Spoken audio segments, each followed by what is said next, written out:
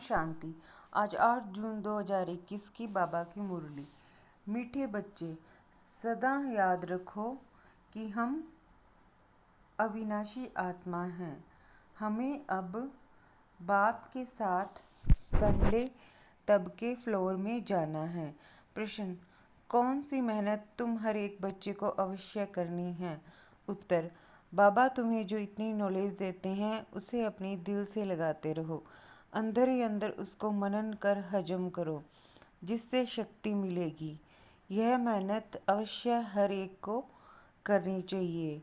जो ऐसी गुप्त मेहनत करते हैं वह सदा हर्षित रहते हैं। उन्हें नशा रहता है कि हमें पढ़ाने वाला कौन है, हम किसके सामने बैठे हैं। ओम शांति। यह किसने कहा? 2 बार कहते हैं ओम शांति, ओम शांति। एक शिव बाबा ने कहा, एक ब्रह्मा बाबा ने। यह बाप दादा इकट्ठे हैं तो दोनों को बोलना पड़े ओम शांति, ओम शांति। अब पहले किसने कहा, बाद में किसने कहा? पहले शिव बाबा ने कहा ओम शांति, मैं शांति का सागर हूँ। पीछे किसने कहा? दादा की आत्मा ने कहा। बच्चों को याद दिलाते हैं ओम शांति। मैं तो सदैव देही अभिमानी हूँ, कभी देह अभिमान में नहीं आता हूँ। एक ही बाप है जो सदैव देही अभिमानी रहते हैं। ब्रह्मा विष्णु शंकर ऐसे नहीं कहेंगे। तुम जानते हो ब्रह्मा विष्णु शंकर का भी सूक्ष्म रूप है, तो ओम शांति करने वाला एक शिव बाबा है जिसको कोई शरीर नहीं। बाप तुमको अच्छी रीति समझाते हैं और कहते हैं मैं एक ही बार आता हूँ। मैं सदैव देही अभिमानी हूँ, मैं पुनर्जन्म में नहीं आता, इसलिए मेरी महिमा ही न्यारी है। मुझे कहते हैं निराकार परम पिता परमात्मा। भक्ति मार्ग में भी शिव के लिए कहेंगे निराकार परम पिता परमात्मा है। निराकार की पूजा होती है, वह कभी देह में नहीं आते हैं, अर्थात देह अभिमानी नहीं बनते हैं। अच्छा, फिर उसके नीचे आ जाओ सूक्ष्म वतन में, जहाँ ब्रह्मा विष्णु शंकर रहते हैं। शिव का नाम रूप तो देखने में नहीं आता है, चित्र बनते हैं, लेकिन वह है निराकार, वह कभी साकार बनते ही नहीं। पूजा भी निराकार की होती है। बच्चों की बुद्धि में सारा ज्ञान रहता है।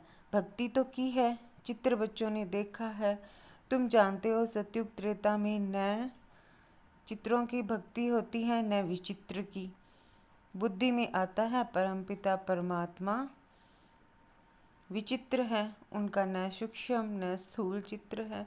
उनकी महिमा गाई जाती है, दुख हरता सुख करता पतित पावन। तुम और किसी के चित्र को पतित पावन नहीं कहेंगे। कोई भी मनुष्य नहीं जिनकी बुद्धि में यह बात हो। ब्रह्मा विष्णु शंकर है सूक्ष्म वतनवासी। पहला तबका, फिर दूसरा तबका, ऊंच से ऊंच मूल वतन, उस तबके में रहने वाला है परमपिता परमात्मा। सेकंड नंबर तबके में सूक्ष्म शरीर वाले हैं। थर्ड तबके में स्थूल शरीरधारी हैं। इसमें मूंझना नहीं है। यह बातें सिवाय परमपिता परमात्मा के कोई समझा नहीं सकता है। ऊपर में सृष्टि है आत्माओं की, उसको कहा जाता है निराकारी दुनिया। हम सब आत्माओं की दुनिया, इनकॉर्पोरियल वर्ल्ड। फिर हम आत्माएं कॉर्पोरियल वर्ल्ड में आती हैं। वहाँ हैं आत्माएं, यहाँ हैं जीव आत्माएं। ये बुद्धि में रहना चाहिए। बरोबर हम निराकारी बाबा के बच्चे हैं।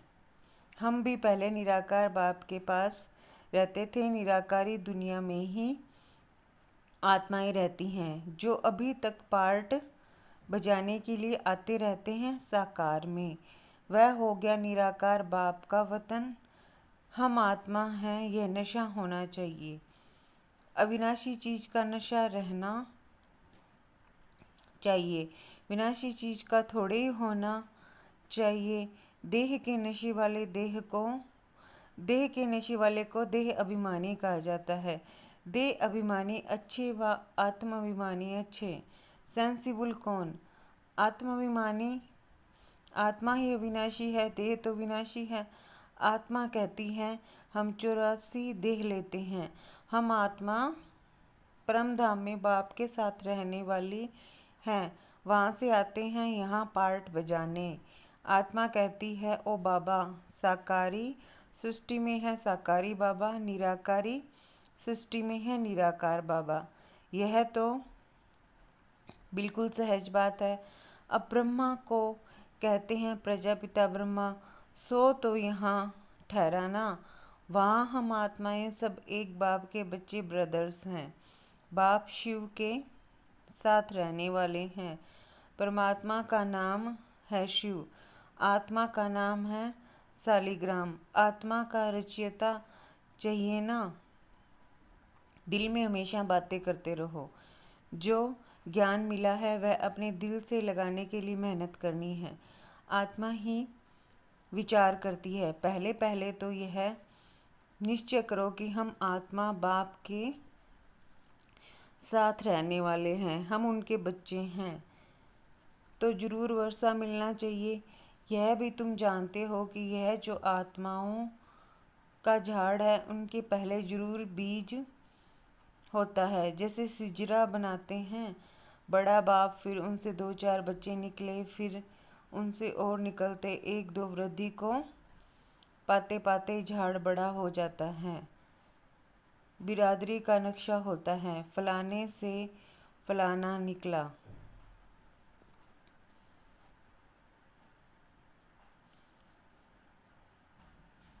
तुम बच्चे जानते हो मूल वतन में सभी आत्माएं रहती है, उनका भी चित्र है। ऊंच से ऊंच है बाप, तुम बच्चों की बुद्धि में है। बाबा इस शरीर में आया हुआ है, रूहानी बाप इनमें आकर रूहों को पढ़ाते हैं। सूक्ष्म वतन में तो नहीं पढ़ाएंगे, सतयुग में तो यह नॉलेज किसी को भी रहती नहीं। बाप ही इस संगम युग पर आकर यह नॉलेज देते हैं। इस मनुष्य सृष्टि रूपी झाड़ की नॉलेज कोई को है नहीं। कल्प की आयु ही बहुत बड़ी लिख दी है। अभी बाप तुमको समझाते हैं बच्चे, अभी तुमको फिर घर चलना है। वह है आत्माओं का घर, बाप और बच्चे रहते हैं, सब ब्रदर्स हैं। ब्रदर और सिस्टर तब कहा जाता है जब यहाँ शरीर धारण करते हैं। हम आत्माएं सब भाई भाई हैं। भाई का जरूर बाप भी होगा ना, वह है परम पिता परमात्मा। सभी आत्माएं शरीर में रहते हुए उनको याद करती हैं। सतयुग त्रेता में कोई याद नहीं करते हैं। पतित दुनिया में सभी उनको याद करते हैं, क्योंकि सब रावण की जेल में हैं। सीता पुकारती थी हे राम। बाप समझाते हैं राम कोई त्रेता वाला याद नहीं आता है। राम परम पिता परमात्मा को समझ याद करते रहते हैं।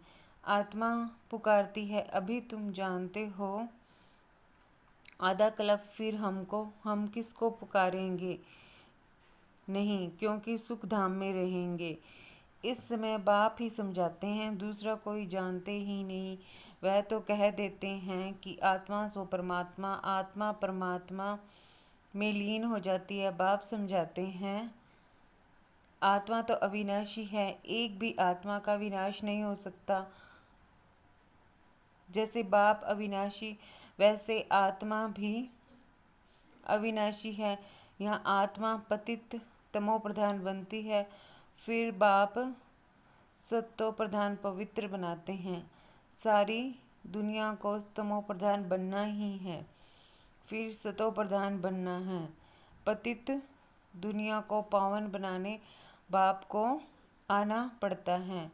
उनको कहते ही हैं गॉड फादर। बाप भी अविनाशी हैं, हम आत्माएं भी अविनाशी हैं, यह ड्रामा भी अविनाशी है। तुम बच्चे जानते हो कि यह वर्ल्ड की हिस्ट्री ज्योग्राफी कैसे रिपीट होती है। इन चारों युगों में हमारा पार्ट चलता है। हम सूर्यवंशी फिर चंद्रवंशी बनते हैं। चंद्रवंशी जैसे सेकंड ग्रेड में आ जाते हैं। 14 कला वालों को सूर्यवंशी नहीं कह सकते। वास्तव में देवी देवता भी उन्हों को नहीं कह सकते। देवी देवता संपूर्ण निर्विकारी 16 कला संपूर्ण को कहा जाता है। राम को 14 कला संपन्न कहेंगे। तुम्हारे ही 84 जन्मों का हिसाब समझाया जाता है। नई चीज फिर पुरानी होती है तो वह मजा नहीं रहता है। पहले संपूर्ण पवित्र रहते हैं, फिर थोड़े वर्ष पास होंगे तो थोड़ा पुराना कहेंगे। मकान का भी मिसाल दिया जाता है। ऐसे हर चीज होती है। यह दुनिया भी एक बड़ा मांडवा है। यह आकाश तत्व बहुत बड़ा है। इसका कोई अंत नहीं। इनकी एंड कहाँ है वह निकाल नहीं सकते। चलते जाओ, एंड हो नहीं सकती। ब्रह्म है तत्व की कोई एंड हो नहीं सकती। यूं साइंस वाले कितनी कोशिश करते हैं एंड देखने की, लेकिन जा नहीं सकते, अंत पा नहीं सकते। ब्रह्म तत्व बहुत बड़ा बेअंत है। हम आत्माएं बहुत थोड़ी जगह में रहती है। यहाँ बिल्डिंग आदि कितनी बड़ी बड़ी बनाते हैं। स्पेस धरती की बहुत बड़ी है। खेती आदि भी तो चाहिए ना। वहाँ तो सिर्फ आत्माएं रहती है। आत्मा शरीर बिगर कैसे खाएगी। वहाँ तो अभोक्ता है। खाने व भोगने आदि की कोई चीज होती नहीं। बाप समझाते हैं यह ज्ञान तुम बच्चों को एक ही बार मिलता है, फिर कल्प बाद तुम बच्चों को दिया जाता है। तो ये नशा होना चाहिए। हम देवता धर्म वाले थे।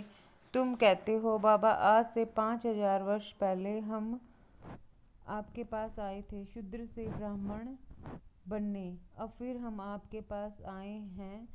वह निराकार होने के कारण तुम कहेंगे दादा पास आए हैं। बाप ने इसमें प्रवेश किया है। बाप कहते हैं जैसे तुम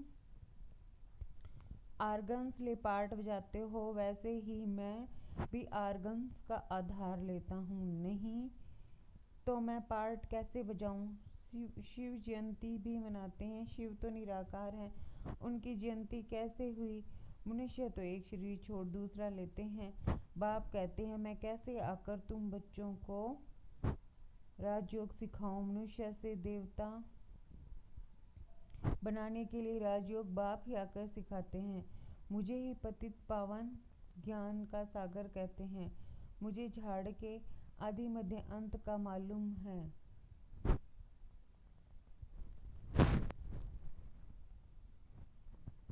तुम बच्चे समझते हो बाबा इसमें प्रवेश कर हम सबको नॉलेज समझाते हैं। ब्रह्मा विष्णु शंकर के पार्ट को भी समझाना चाहिए। बाप को तो समझा है कि वह पतित पावन है। हर एक की महिमा अलग अलग, ड्यूटी अलग अलग होती है। प्रेसिडेंट, प्राइम मिनिस्टर आदि बनते हैं। आत्मा कहती है यह मेरा शरीर है, मैं प्राइम मिनिस्टर हूँ। आत्मा शरीर के साथ न हो तो बोल न सके। शिव बाबा भी है निराकार। उनको भी बोलने के लिए कर्मेंद्रियों का आधार लेना पड़ता है। इसलिए दिखाते हैं मुख से गंगा निकली। अब शिव तो है बिंदी, उनको मुख कहाँ से आया, तो इसमें आकर बैठते हैं। उससे ज्ञान गंगा बहाते हैं। बाप को ही सब याद करते हैं। हे पतित पावन आओ, हमको इस दुख से छुड़ाओ। वही बड़े ते बड़ा सर्जन है। उसमें ही पतितों को पावन बनाने का ज्ञान है। सर्व पतितों को पावन बनाने वाला एक सर्जन है। सतयुग में सब निरोगी होते हैं। यह लक्ष्मी नारायण सतयुग के मालिक हैं। इसको ऐसे कर्म किसने सिखाए जो ऐसे निरोगी बने। बाप ही आकर श्रेष्ठ कर्म सिखलाते हैं।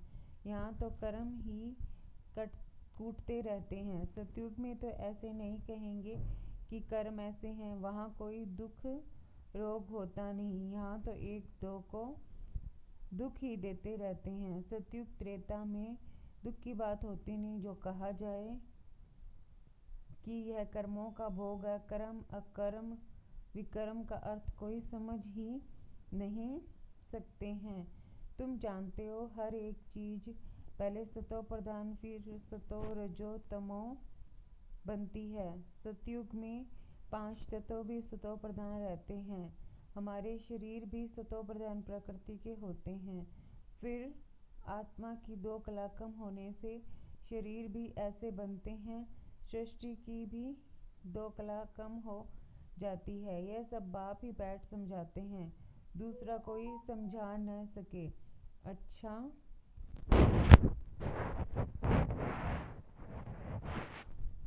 मीठे मीठे सिकिलते बच्चों प्रति माता पिता बाप दादा का याद प्यार और गुड मॉर्निंग। रूहानी बाप की रूहानी बच्चों को नमस्ते।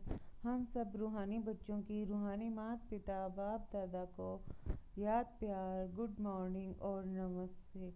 शुक्रिया बाबा, शुक्रिया।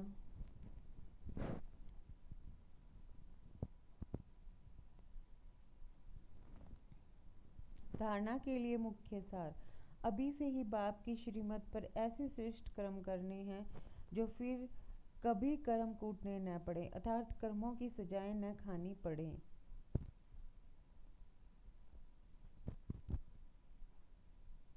किसी भी विनाशी चीज का नशा नहीं रखना है। ये देह भी विनाशी है, इसका भी नशा नहीं रखना है। सेंसिबल बनना है।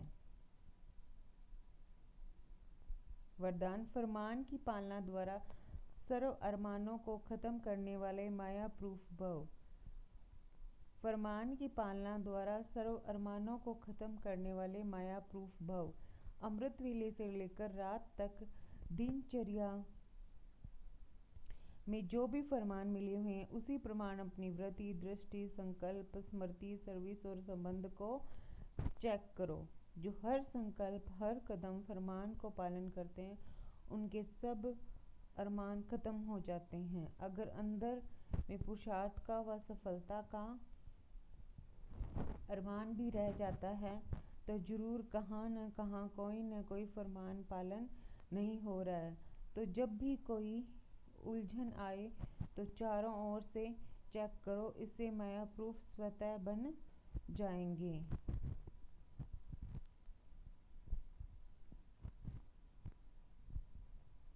स्लोगन है, अपनी सूक्ष्म कमजोरियों का चिंतन करके उन्हें मिटा देना, यही सब चिंतन है। अपनी सूक्ष्म कमजोरियों का चिंतन करके उन्हें मिटा देना, यही सब चिंतन है। अच्छा, ओम शांति।